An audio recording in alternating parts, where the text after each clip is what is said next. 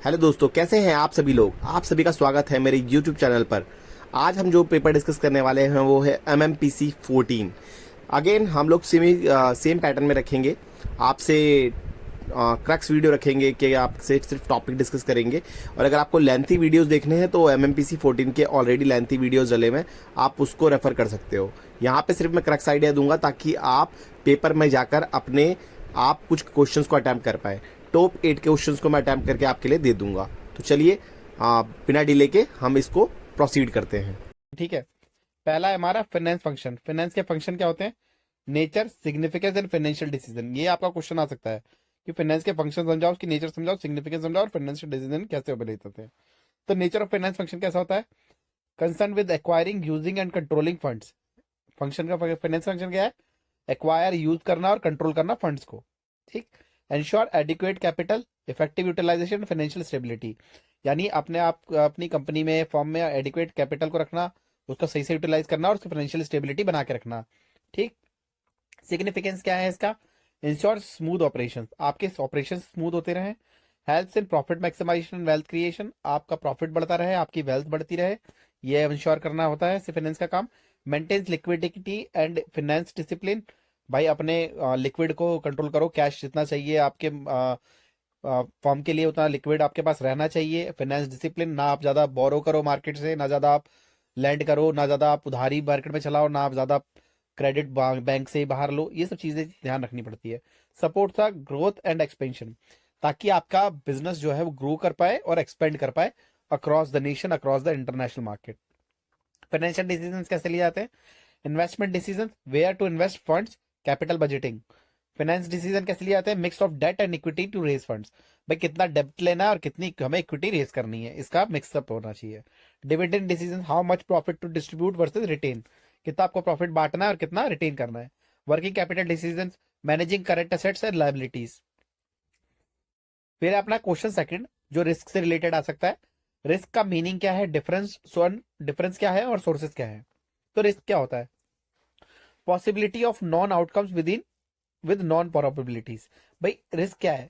आप कुछ भी रिस्क लेते हो, जैसे आप शेयर में पैसा लगाते हो तो रिस्क ही तो ले रहे हो।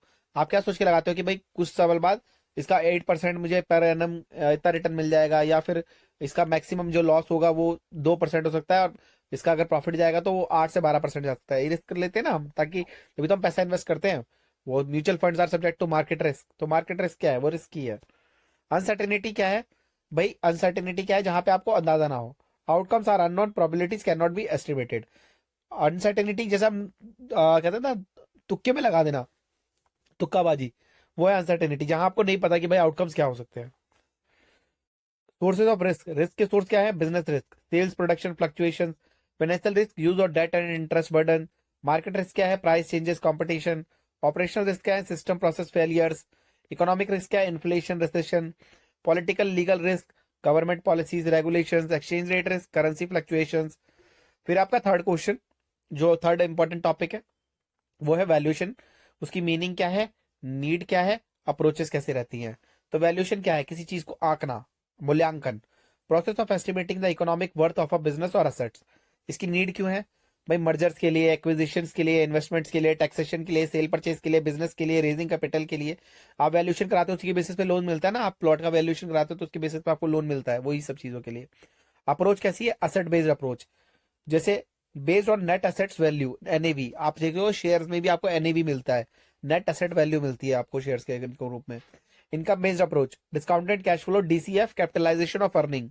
Market based approach, comparison with similar companies and transactions. फिर आपका fourth topic, significance of investment decisions and pay back method.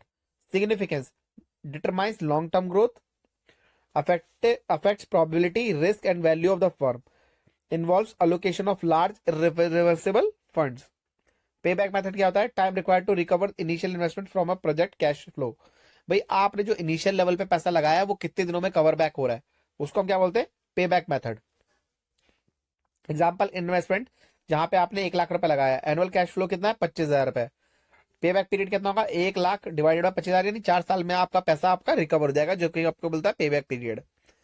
Fifth question है आपका, significance of cash management and techniques. Significance क्या है? इंश्योर्स लिक्विडिटी, आपके इंश्योर करना था liquidity का।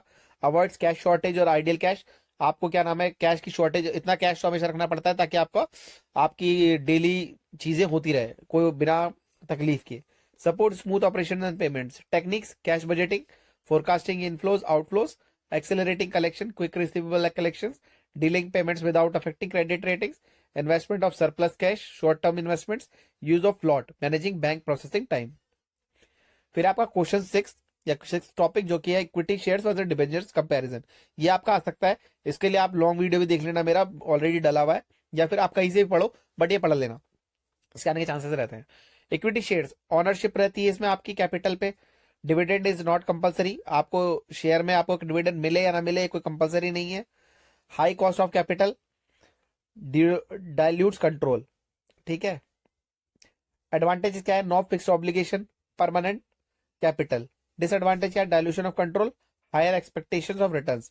बट डिबेंचर्स कैसे होते हैं, borrowed capital, fix interest is compulsory, आपको पता है कि आपको इतना इंटरेस्ट मिलना है।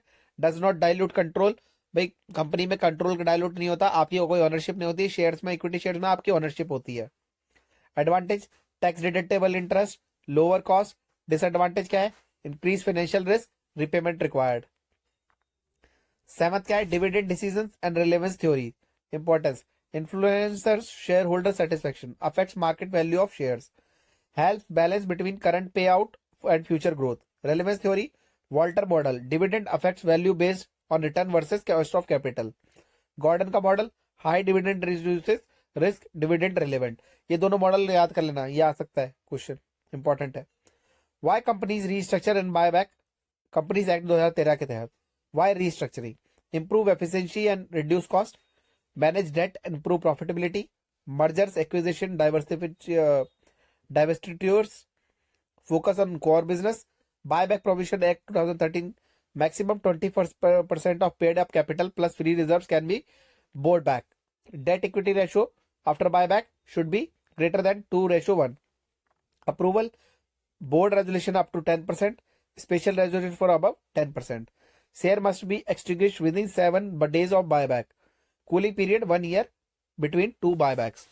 तो देखो बहुत शॉर्ट में कर दिया है, 7 से 8 मिनट में वीडियो कंप्लीट कर दिया है।